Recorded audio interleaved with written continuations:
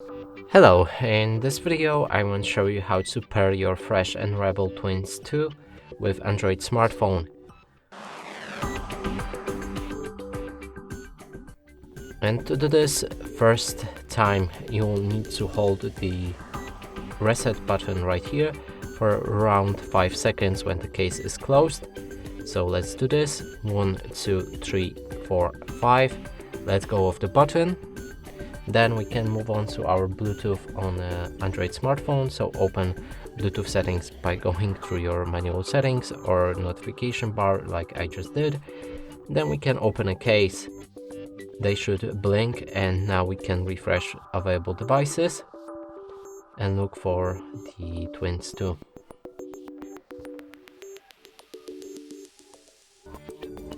Here it is. Click on your device. It should start pairing. Then select pair, and now they are connected with your device. And that's it for this video. Hope you like it. Please consider subscribing to our channel, leave a like and a comment below.